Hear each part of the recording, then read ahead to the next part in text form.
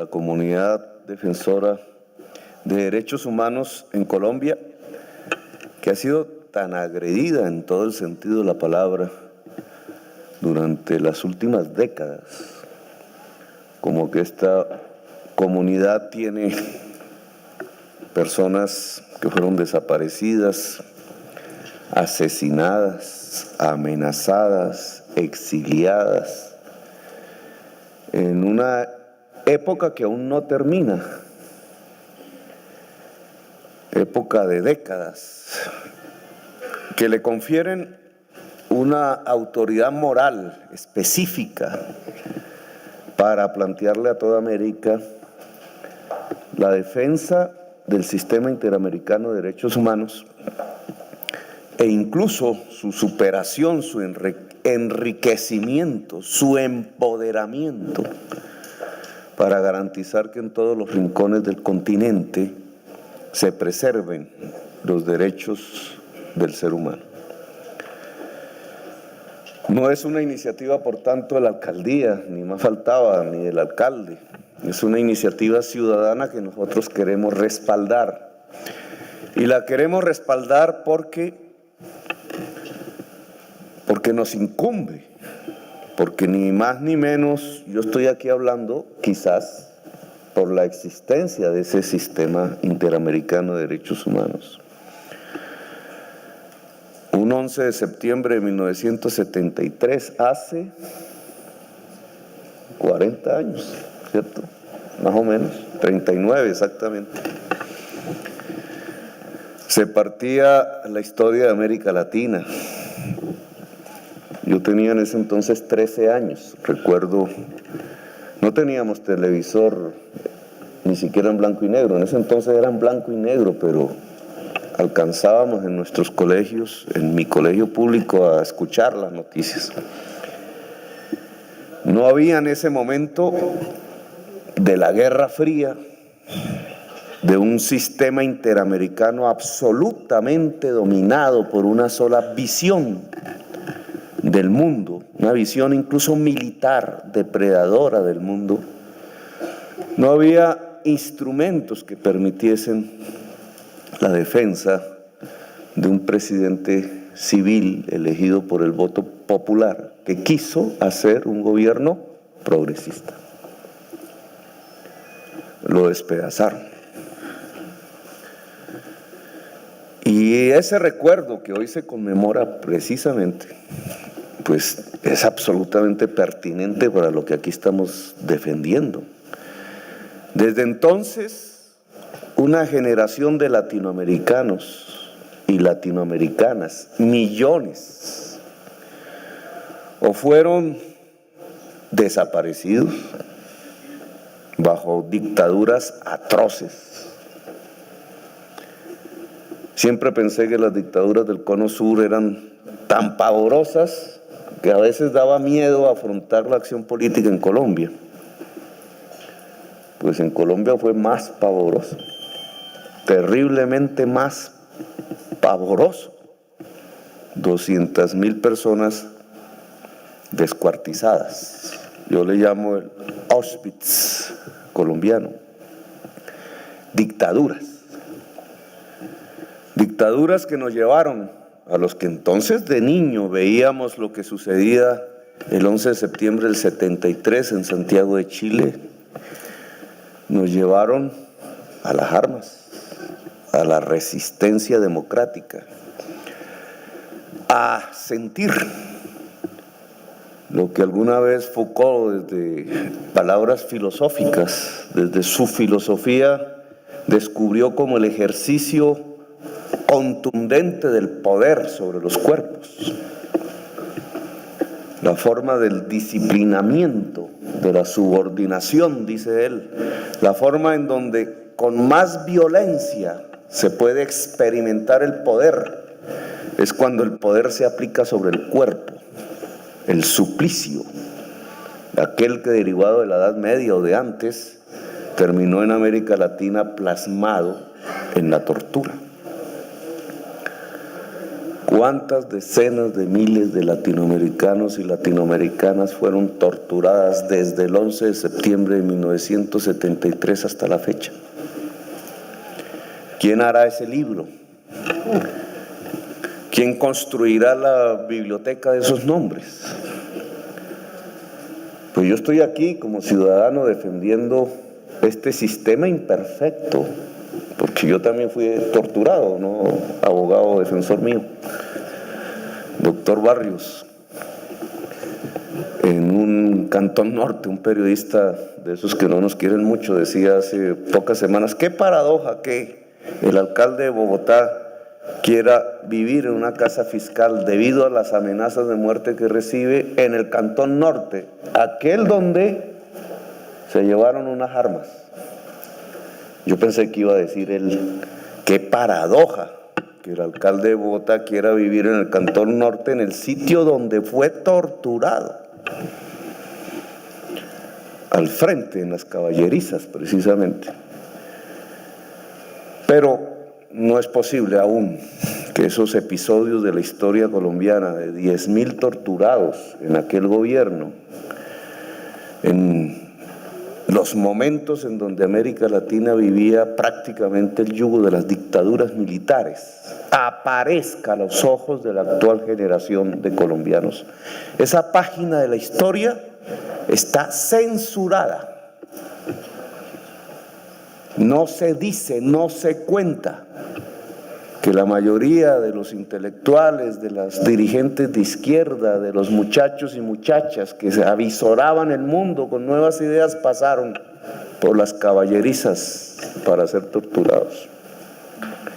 Y menos aún se puede contar en Colombia, como en América Latina, la historia de los desaparecidos.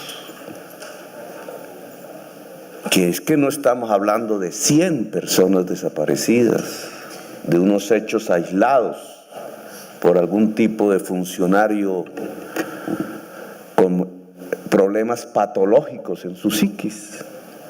Estamos hablando de decenas de miles, de centenares de miles de desaparecidos y desaparecidas en el territorio latinoamericano. ¿Quién escribirá ese libro? Esa enciclopedia que pueda recopilar los nombres de todos y todas las desaparecidas desde el 11 de septiembre de 1973 en América Latina.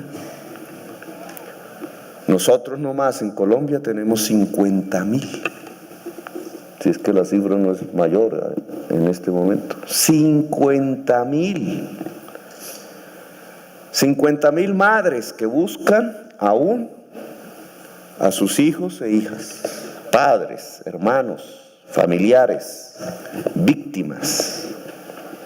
¿Dónde están los desaparecidos? En estas alturas de la historia colombiana, cuando intentamos pasar la página de la violencia, que ojalá podamos hacerlo, ¿quién habla por los desaparecidos? ¿Dónde se escribirá la historia de dónde están? ¿Cómo se harán los procedimientos para saber en qué parte, en qué lugar de la tierra o del mar o de los ríos o de las ciénagas quedaron, si murieron, porque no sabemos, estas personas? Y aún se podría escribir todavía historias más dantescas de lo que ha acontecido en la tragedia de la historia latinoamericana, de la cual Colombia es una parte sustancial. Y las masacres, y los usurpados de la tierra, los usurpados de la democracia, los usurpados y las usurpadas de la vida, y las discriminaciones que ya no se cuentan por decenas de miles ni por centenares de miles, sino que se contarían por decenas y centenas de millones de personas, desde México hasta la Patagonia, la inmensa segregación social, el continente de la mayor desigualdad social del mundo, del planeta, de la humanidad. Y entonces en una situación así, que yo diría que comenzó un 11 de septiembre de 1973, aunque sabemos que eso venía de atrás, de siglos, pero es una fecha simbólica, la del presidente derribado, la del presidente civil elegido, que fue derribado simplemente por defender unas ideas progresistas, por decir que primero eran los niños y las niñas. Ese fue el gran pecado de Allende. Por decir eso, terminó muerto. Y con él, miles de sus compatriotas. En aquel entonces, hace 39 años, miles que se volvieron millones. América Latina decidió en los últimos años abrir una nueva página de su historia, de la que Colombia ha quedado un tanto rezagada. La página de buscar la democracia, de acabar con las dictaduras militares, de hacer justicia, de lograr la justicia social. Así como tenemos el continente de la mayor desigualdad social, hoy tenemos las estadísticas más claras de reducción de la pobreza y de esa desigualdad en América Latina. Brasil, Venezuela, Ecuador, Perú pueden mostrar cifras contundentes de caída de la pobreza. Atrás se queda un poco Colombia. Sin embargo, Bogotá logra los mismos objetivos, las mismas metas que el resto de América del Sur. Como una isla, quizás con la ciudad de Bucaramanga acompañándola, Bogotá y Bucaramanga logran reducir sus niveles de pobreza, de miseria absoluta, niveles de segregación, tanto como lo hacen los países latinoamericanos que han decidido como principal norte de sus objetivos político-administrativos la lucha para superar la pobreza. Si estamos cerrando la página de la violencia, si empezamos a abrir las páginas aún no escritas de la justicia social y la profundización de la democracia en la diversidad, ¿cómo no vamos a tener un sistema interamericano de derechos humanos? ¿Cómo es que nuestra historia no nos diría que es imprescindible un nuevo tipo de justicia transnacional que evite la tortura y la destrucción del derecho? Más poderosa incluso que la actual. Yo diría que un tránsito de la justicia transnacional hacia la justicia cosmopolita, como decía Boaventura dos Santos. El cosmopolitismo que evita que una sola visión de la justicia sea la que impere a los demás. Si sabremos lo que significa eso, los colombianos, cuando experimentamos una guerra contra las drogas que literalmente nos ha destruido. Una justicia cosmopolita donde el indígena, la indígena, los pueblos afros, las maneras diferentes de ver el mundo, puedan también expresar sus propios criterios de justicia.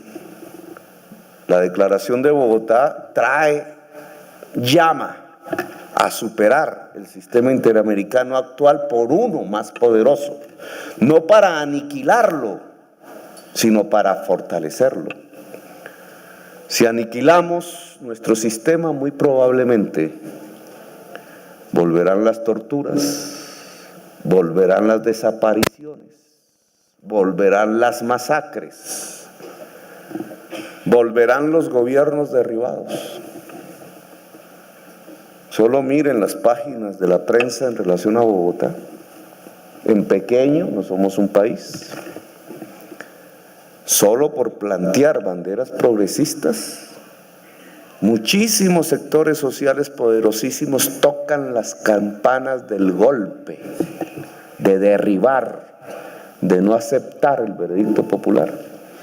Si eso es aquí, donde apenas se disputan los presupuestos locales, donde apenas, y eso aterroriza, vislumbrar políticas nuevas, caminos nuevos, ¿cómo sería en toda la América Latina, que ha decidido dar pasos profundos de transformación, si no existiera un sistema interamericano? ¿Qué hubiera pasado en Ecuador? ¿Qué hubiera pasado en Venezuela? ¿Qué hubiera pasado si el golpe de Estado en Venezuela hubiera triunfado? ¿Qué estaría pasando en Colombia? ¿O en Argentina? ¿O en la misma Chile? ¿O en el Brasil, que decidió convertirse en abanderado mundial de la lucha para superar la pobreza? ¿Qué hubiera pasado si, como en Honduras o como en este momento en Paraguay, fructificasen los golpes de Estado y no hubiera instrumentos eficaces para detenerlos? ¿Acaso no se repetirían de nuevo los 11 de septiembre de 1973? Y con ello una generación de muchachos y muchachas como la nuestra en aquel entonces, que tendría que irse de nuevo a las armas, la violencia, la resistencia, impidiendo una época de historia de convivencia y de paz. Yo le solicito desde aquí al presidente Chávez que permita que la República Bolivariana de Venezuela ingrese de nuevo al sistema interamericano de derechos humanos en una actitud proactiva, y es lograr que ese sistema sea más poderoso que antes, que sea más cosmopolita que antes, que hable todas las lenguas de las Américas, que no son simplemente ni el inglés ni el español, ni más ni menos que Colombia es el cuarto país de la tierra en número de lenguas. Imagínense la diversidad toda que nos asiste en América Latina.